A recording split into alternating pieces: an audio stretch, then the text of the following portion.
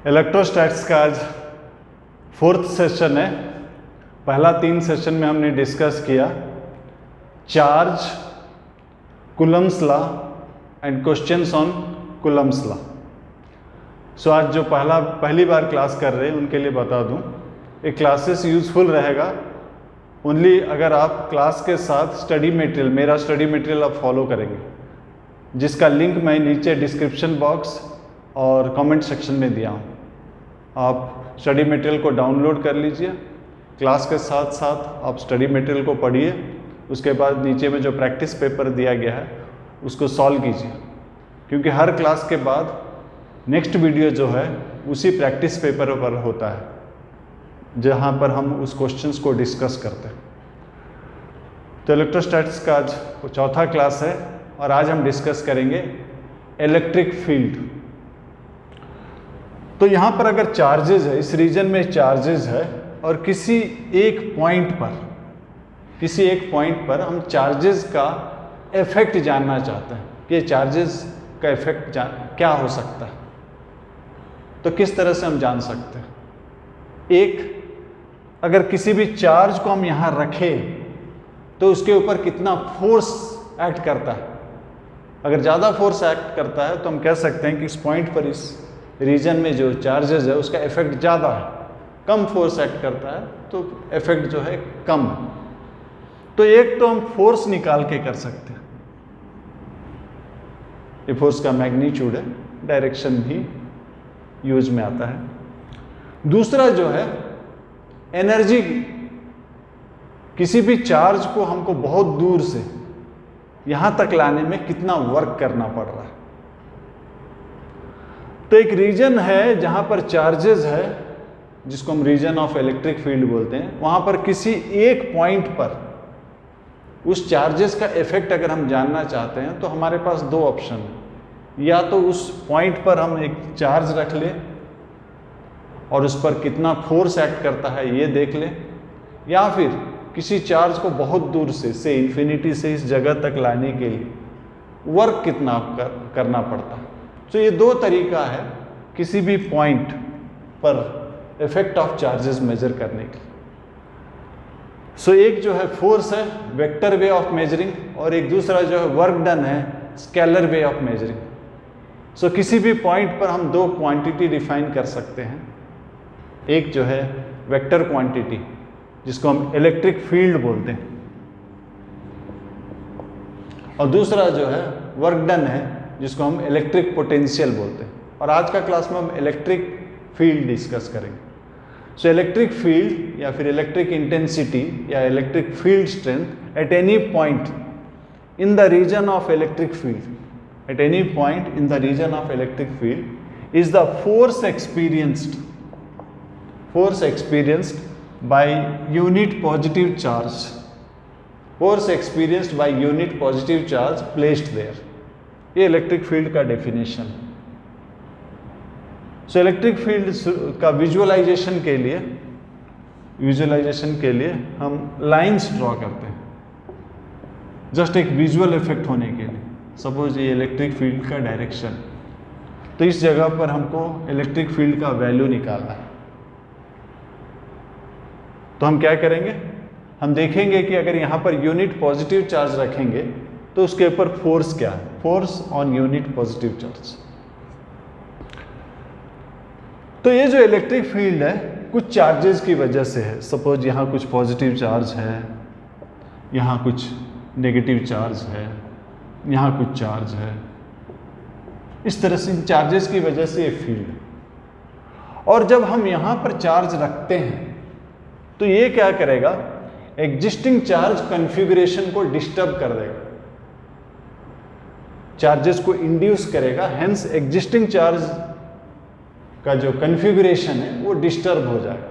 यानी कि आप चार्ज लाने से पहले यहाँ जो फील्ड था, अब चार्ज लाने के बाद वो फील्ड नहीं रहेगा, बदल जाएगा। तो एग्जैक्टली अगर हम यहाँ पर इलेक्ट्रिक फील्ड मेजर करना चाहते हैं तो हमें चाहिए कि जितना छोटा से छोटा चार्ज हो सके उसको हमें लाना पड़ेगा। ताकि जो एग्जिस्टिंग चार्ज कॉन्फ़िगरेशन जिसकी वजह से फील्ड है वो डिस्टर्ब ना हो। तो ये जो चार्ज है जितना छोटा हो सके इसको हम लिखते हैं limit Q tends to 0। Tends to 0 का मतलब होता है कि आपके पास क्या ऑप्शन है, सबसे छोटा ऑप्शन क्या है। क्या आपके पास ऐसा कुछ मेजरिंग स्केल है जहां आप 1 माइक्रोकूलम तक मेजर कर सकते हैं? तो कर सकते हैं, तो यहां पर Q 1 माइक्रोकूलम। आपके पास जो एपैरेटस है उसका लिमिटेशन अगर 1 मिलीकूलम तक है तो आप यहाँ 1 मिलीकूलम। सो ये जो है टेंड्स टू 0 मतलब जो एपैरेटस आप यूज कर रहे हैं उसका लिमिटेशन, उसका मिनिमम वैल्यू, लीस्ट वैल्यू, वो आपको लेना है। तो electric field at a point, electric field strength या electric intensity at a point is force on unit positive charge placed at that point. a definition है, but this point charge, this unit positive charge तो definition है, but in reality to get exact field we should take a very small charge. Charge should be very small, close to 0. So ये charge force जो है Q into E, मतलब अगर ये charge positive है तो फोर्स जो है in the direction of field act करेगा, और ये चार्ज अगर नेगेटिव है तो फोर्स जो है ऑपोजिट टू फील्ड एक्ट करेगा।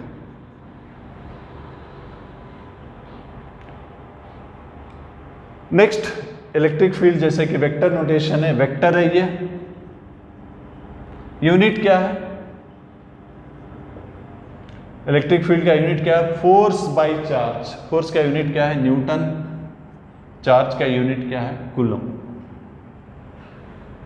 बाद में जब हम इलेक्ट्रिक पोटेंशियल लाएंगे जिसका यूनिट वोल्ट होता है, हम देखेंगे कि ये जो है वोल्ट पर मीटर के साथ इक्वल होता है। This is same as volt per metre. So for time being हम इसी यूनिट को यूज करेंगे। Force per unit charge, newton per coulomb. तो फोर्स जो है Q इंटू ई है, फोर्स जो है Q into E on positive charge, on positive charge force जो है फील्ड के डायरेक्शन में एक्ट करता है, और नेगेटिव चार्ज फोर्स जो है ऑपोजिट टू फील्ड एक्ट करता है। इन आइदर केस फोर्स का मैग्नीट्यूड ई है। अब डायरेक्शन के साथ लेना चाहते हैं, मैग्नीट्यूड खाली लिखना चाहते हैं तो Q पॉजिटिव हो या नेगेटिव हो खाली पॉजिटिव लीजिएगा। लेकिन जब वेक्टर फॉर्म में लिखते हैं तो आपको Q साइन लेना पड़ता है। पॉजिटिव चार्ज है तो पॉजिटिव, नेगेटिव चार्ज है तो नेगेटिव। सो कुछ न्यूमेरिकल्स करते हैं। पहला न्यूमेरिकल है, एक बेलून है, फ्लोट कर रहा है। बेलून है, फ्लोट कर रहा है, बेलून में चार्ज Q है, फ्लोट कर रहा है, और at rest. So at rest है, इसका मतलब है नेट फोर्स जो है 0। सो इस रीजन में एक इलेक्ट्रिक फील्ड है। तो इस इक्विलिब्रियम के लिए हमें इक्वेशन लिखने के लिए कहा गया। Net force 0। क्या क्या फोर्स हो सकता है? एक mg हो सकता है, mg है इनफैक्ट। दूसरा अपथ्रस्ट है, एयर का अपथ्रस्ट। तीसरा जो है इलेक्ट्रिकल फोर्स, इलेक्ट्रिकल फोर्स। और ये इक्विलिब्रियम में, मतलब downward force equal to upward force. Upward force that is electrical force plus upthrust. Upthrust आपको मालूम होगा, वॉल्यूम डेंसिटी ऑफ फ्लूइड। यहां पर फ्लूइड जो है एयर है।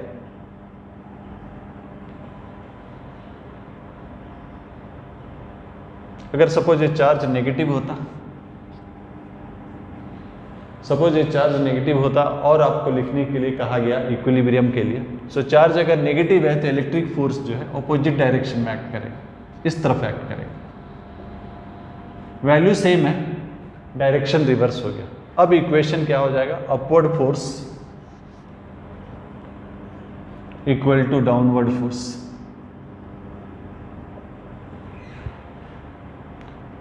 सपोज चार्ज पॉजिटिव ही है बट ये जा रहा है कांस्टेंट वेलोसिटी में, कांस्टेंट स्पीड में जा रहा है ऊपर की ओर, और इस बार आपको इक्विलिब्रियम आपको बिकॉज कांस्टेंट वेलोसिटी है इसका मतलब नेट फोर्स 0 है, इस बार आपको इक्वेशन लिखने के लिए कहा गया। सो पॉजिटिव चार्ज है, इलेक्ट्रिक फील्ड ऊपर की ओर है तो इलेक्ट्रिक फोर्स ऊपर की ओर होगा,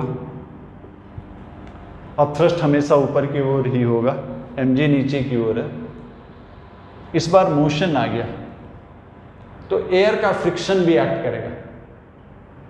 एयर का फ्रिक्शन जो है जिसको कि हम विस्कस फोर्स बोलते हैं, एयर फ्रिक्शन विस्कस फोर्स, वो भी एक्ट करेगा। आप अगर विस्कोसिटी कंप्लीट कर लिए होंगे तो आपको मालूम होगा इसका वैल्यू होता है 6 पाई ईटा आर बी। ईटा जो है coefficient of viscosity, R radius, B velocity. तो इस बार इक्वेशन होगा upward force of thrust plus Q V equal to downward force. Downward force क्या है? mg plus viscous force.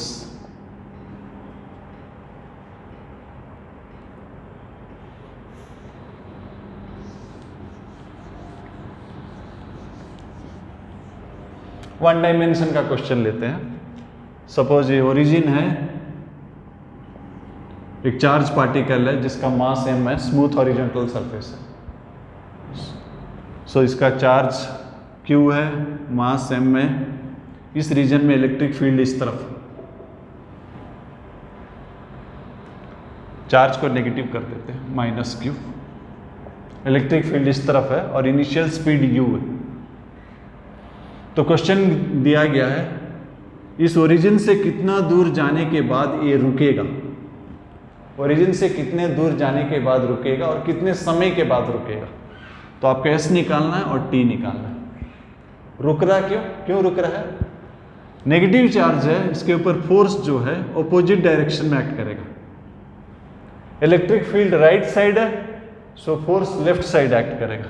So force जो है इलेक्ट्रिक फोर्स, खाली मैग्नीट्यूड लिख रहा हूं, और एक्सेलरेशन, इनफैक्ट यहाँ रिटार्डेशन है, charge by mass. So final speed यहाँ 0 है। टाइम के लिए पहला इक्वेशन यूज कर लेंगे, v equal to U plus A T. So 0 equal to U minus Q V by M into T. So T निकल जाएगा M U by Q V. और डिस्टेंस के लिए तीसरा इक्वेशन यूज कर लेंगे, v square equal to U square plus 2as। 0 है, U square minus 2qe by M into S, यहाँ से s निकल जाएगा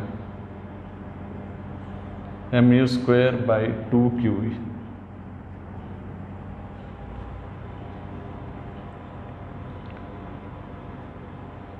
यही क्वेश्चन को 2 डायमेंशन में भी हम कर सकते हैं। XY प्लेन है, ये एक्स एक्सिस है, ये Y एक्सिस है। Suppose charge initial velocity suppose u है, किस डायरेक्शन में है? x direction. y डायरेक्शन में नहीं है, स्पीड 0 है, लेकिन इलेक्ट्रिक फील्ड y एक्सिस में इस तरफ है इलेक्ट्रिक फील्ड। सो ये 2 डायमेंशनल मोशन हो जाएगा। वेलोसिटी x एक्सिस में है, एक्सेलरेशन y एक्सिस में। x एक्सिस में एक्सेलरेशन आपका 0 है, y एक्सिस में इनिशियल वेलोसिटी 0 है। तो अलोंग x एक्सिस से x कोऑर्डिनेट x है, अलोंग x एक्सिस एक्सेलरेशन 0 है। तो एक्सेलरेशन अगर 0 है तो सिंपली वेलोसिटी इनटू टाइम।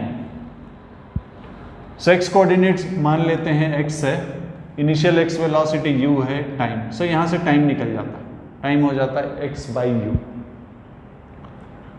अब y कोऑर्डिनेट डिस्कस करते हैं।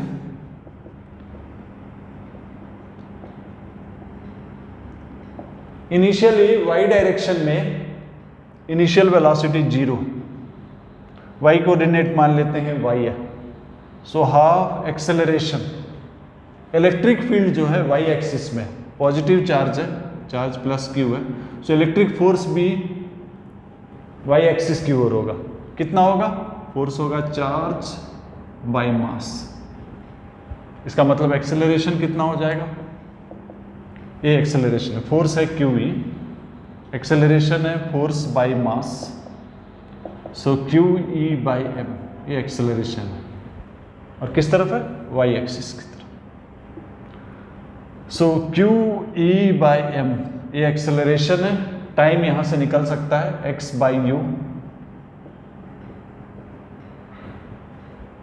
सो Y equal to constant into X square, ये पैराबोला का इक्वेशन। सो पाथ जो है पैराबोलिक हो, ये वाई कोऑर्डिनेट है, ये एक्स कोऑर्डिनेट, पाथ जो है इस तरह से होगा। सो पिछला क्वेश्चन 1 डायमेंशन का था, ये 2 डायमेंशन का था। दोनों में एक सिमिलैरिटी था, दोनों में कांस्टेंट एक्सेलरेशन था। अगर मैं ये लिखता है कि नहीं एक्सेलरेशन वेरिएबल है, तो आपको कैलकुलस यूज करना पड़ता। 1 डायमेंशन का एक छोटा सा क्वेश्चन ले लेते हैं।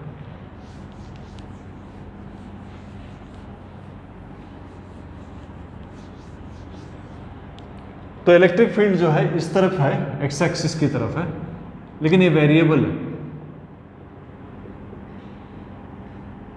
ये वेरिएबल है। और पार्टिकल यहाँ पर रेस्ट पे, यहाँ पर रेस्ट पे, ये ओरिजिन है, यहाँ पार्टिकल जो है जे रेस्ट पे। तो क्वेश्चन ये है कि कितना दूर जाके फिर से वापस आएगा, कितना दूर जाने के बाद वापस आएगा। इलेक्ट्रिक फील्ड इस तरफ है, लेकिन वेरिएबल है, डिस्टेंस के साथ वेरी कर रहा है। सो शुरू में जब x 0 है, इलेक्ट्रिक फील्ड राइट साइड में, शुरू में जब x 0 है तो इलेक्ट्रिक फील्ड E नॉट है, यहां पर इलेक्ट्रिक फील्ड E नॉट। लेकिन धीरे धीरे ये क्वांटिटी बढ़ रहा है। जब ये टर्म और ये टर्म इक्वल हो जाएगा, ये दोनों इक्वल हो जाएगा, यानी कि कहां पर होगा? E नॉट बाई ए, यहां पर ये इक्वल हो जाएगा E नॉट बाई ए में। सो ये दोनों टर्म इक्वल होने से इलेक्ट्रिक फील्ड जो है 0 हो जाएगा, यानी कि इलेक्ट्रिक फोर्स 0 हो जाएगा। उसके बाद ए टर्म ज़्यादा हो जाएगा। तब तक एक्सेलरेशन इस तरफ था, उसके बाद एक्सेलरेशन इस तरफ है, यानी कि पार्टिकल जो है रिटार्ड करेगा। और तब तक मोशन रहेगा जब तक स्पीड 0 ना हो जाए। जहाँ स्पीड 0 हो गया वहाँ से वो घूम जाएगा। तो ये जो है इलेक्ट्रिक फील्ड कांस्टेंट नहीं है, वेरी कर रहा है। तो फोर्स क्या होता है? क्यू ई, यानी कि फोर्स हो गया, फोर्स जो है mass into acceleration, E nought minus E X. Acceleration का एक्सप्रेशन क्या होता है 1 डायमेंशन में?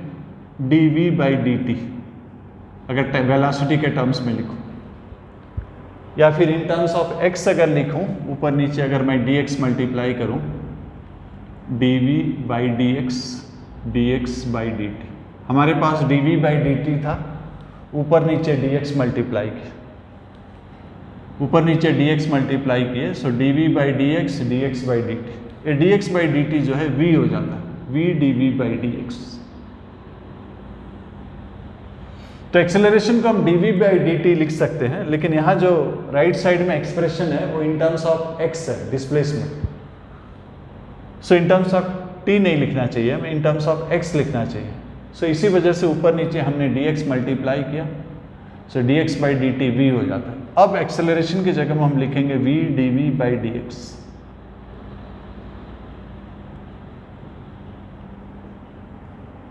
फिर दोनों साइड इसको x को मल्टीप्लाई करेंगे और इंटीग्रेशन करेंगे। v का इंटीग्रेशन क्या होता है? वी स्क्वायर बाई 2, और इधर इंटीग्रेशन हो जाएगा q ई नॉट, खाली ई नॉट का इंटीग्रेशन ई नॉट एक्स हो जाएगा, और x का इंटीग्रेशन एक्स स्क्वायर बाई 2। हमें दिया गया स्पीड जो है यहाँ तो 0 है, एक्सेलरेट किया, इस जगह में एक्सेलरेशन 0 है, इसके बाद रिटार्ड कर रहा है, फाइनली स्पीड फिर से 0।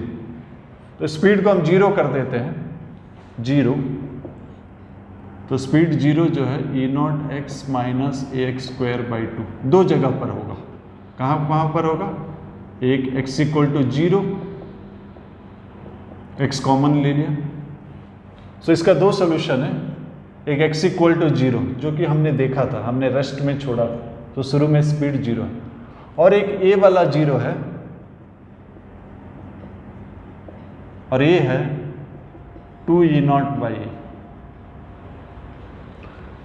सो वहां तक जाएगा, वहां तक जाएगा, फिर आएगा, ये ऑसिलेशन होगा, पीरियडिक होगा। क्या SHM होगा? SHM के लिए फोर्स जो है kx होता है, -kx। अगर ऐसा है तो SHM होगा।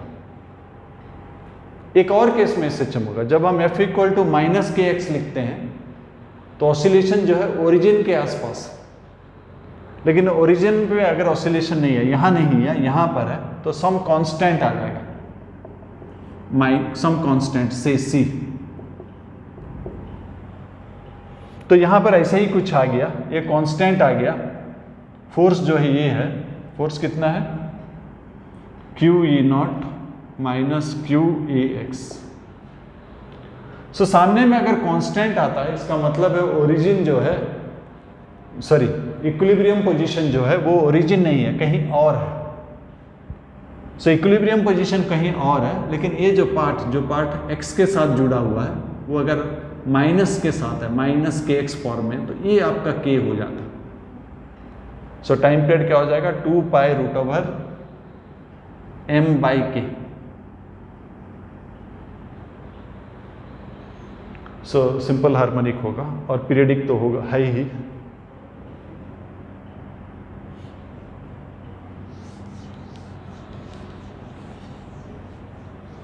तो मोस्टली हम लोग कांस्टेंट इलेक्ट्रिक फील्ड का क्वेश्चन आज डिस्कस करते हैं। अगर इलेक्ट्रिक फील्ड वेरिएबल है तो फोर्स वेरिएबल हो जाएगा, यानी कि एक्सेलरेशन वेरिएबल हो जाएगा, और आपको कैलकुलस यूज करना पड़ेगा। अभी हम कैलकुलस अवॉइड करते हैं, हमारा फोकस बेसिकली इलेक्ट्रिक फील्ड समझने का है, force on unit positive charge, ये हम समझने का कोशिश करते हैं। तो मैकेनिक्स का ही कुछ क्वेश्चन को रिवाइज कर लेते हैं। एक स्ट्रिंग है जिसमें एक मास अटैच्ड है और इस एंड पे फिक्स्ड। सो हमें क्वेश्चन दिया गया है कि सपोज स्पीड u दिया गया, स्ट्रिंग है। So what is minimum speed so that it completes vertical circular motion. तो सर्कुलर मोशन में आपने पढ़ा होगा, ये अगर स्ट्रिंग है तो √5gr, REIL।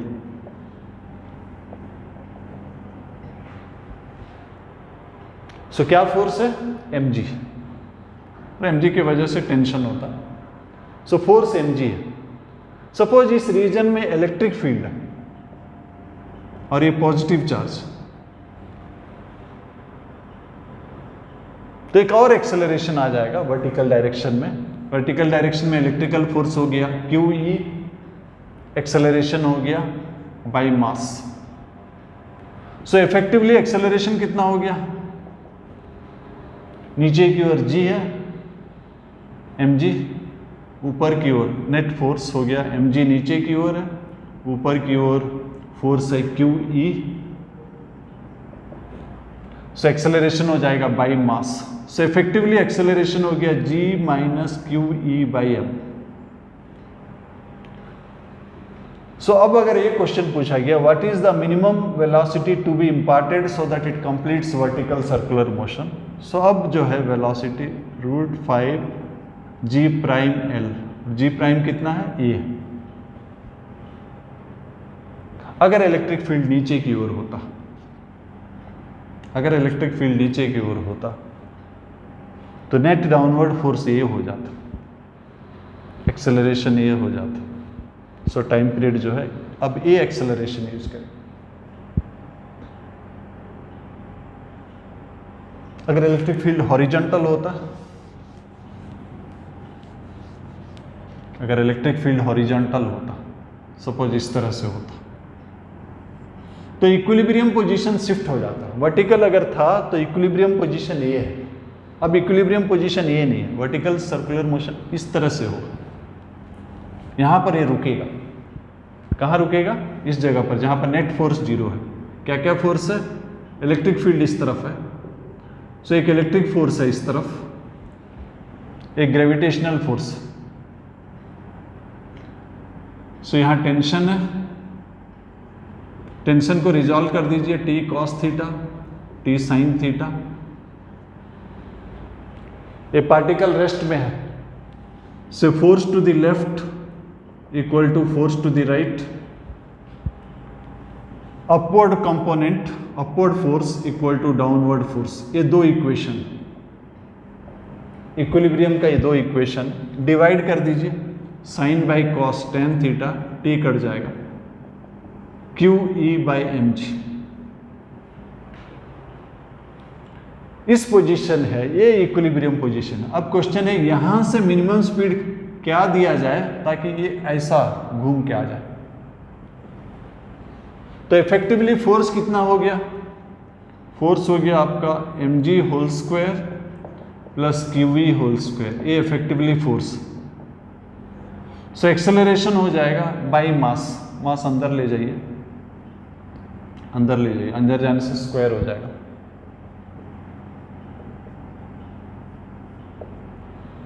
ये इफेक्टिव एक्सेलरेशन। और स्पीड क्या जरूरत पड़ेगा, मिनिमम स्पीड √5 g/r। इसके अलावा कोई एंगल पे भी दे सकते हैं, उसमें थोड़ा ज़्यादा और कैलकुलेशन होगा, बट बेसिक कॉन्सेप्ट ये है कि जिस जगह पर कहीं ना कहीं वो इक्विलिब्रियम पोजीशन पे रुकेगा और वहाँ पर इफेक्टिव एक्सेलरेशन क्या है। सो अगर ये स्ट्रिंग है तो मिनिमम स्पीड जो है √5 g'(L) या r।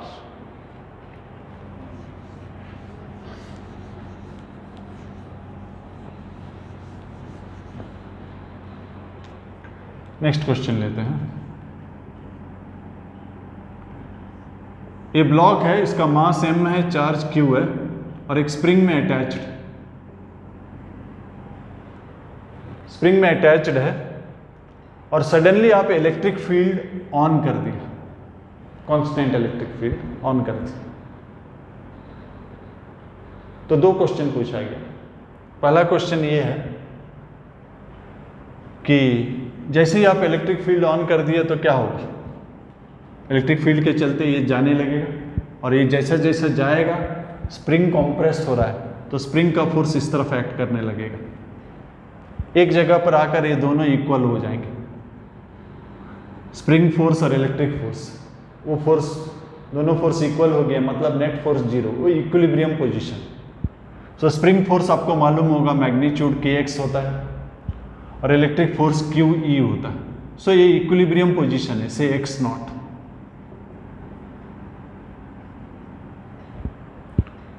सो एक पोजीशन आएगा जहां पर नेट फोर्स जीरो है, वो इक्विलिब्रियम पोजीशन है, लेकिन वहां पहुंचते पहुंचते इसका कुछ स्पीड आ गया होगा, इसीलिए और आगे जाएगा और तब तक जाता रहेगा जब तक स्पीड जीरो ना हो। तो स्पीड दोनों एंड में जीरो होगा। तो हमें दो क्वेश्चन पूछा गया, ये एम्पलीट्यूड क्या है और टाइम पीरियड ऑफ ऑसिलेशन क्या है। तो यहां याद रखिएगा, ब्लॉक के ऊपर दो फोर्स, एक फोर्स आपका QV, ये कांस्टेंट फोर्स है, ये वेरी नहीं कर रहा।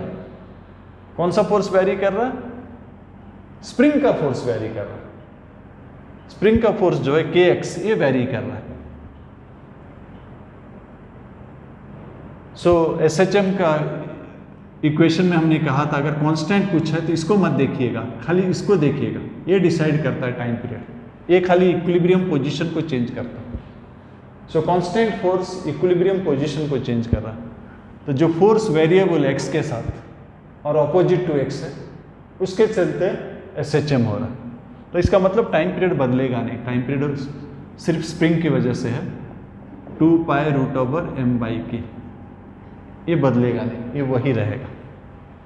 और एम्पलीट्यूड क्या होता है, एंड से लेकर इक्विलिब्रियम पोजीशन तक, ये वाला, ये इक्विलिब्रियम पोजीशन है, एंड से लेकर इक्विलिब्रियम पोजीशन, ये एम्पलीट्यूड।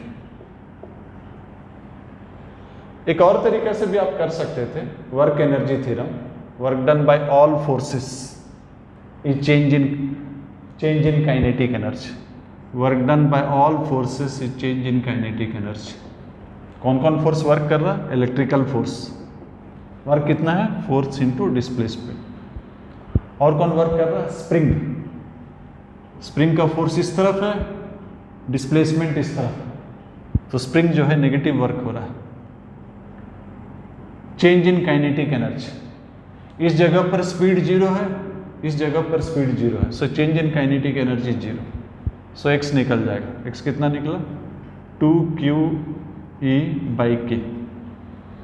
x यानी कि इस 0 से लेकर उस 0 तक का पोजीशन, इस 0 से लेकर उस 0, यानी कि ट्वाइस द एम्पलीट्यूड। एम्पलीट्यूड क्या होता है? इक्विलिब्रियम पोजीशन से distance on either side, equilibrium position से डिस्टेंस ऑन आइदर साइड, सो ये 2a होता है।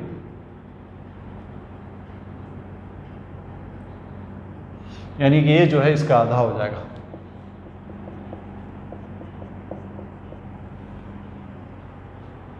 तो आज का क्लास में बेसिकली मैकेनिक्स के क्वेश्चन को थोड़ा रिवाइज किया हमने। हमारे पास इलेक्ट्रिसिटी के लिए एक ही कॉन्सेप्ट था कि in the region of electric field at any point, if we want electric force, if we want electric field, that is the force on unit positive charge placed there, so force जो है QE हो जाता है। तो इसके ऊपर हमने आज कुछ क्वेश्चन किया।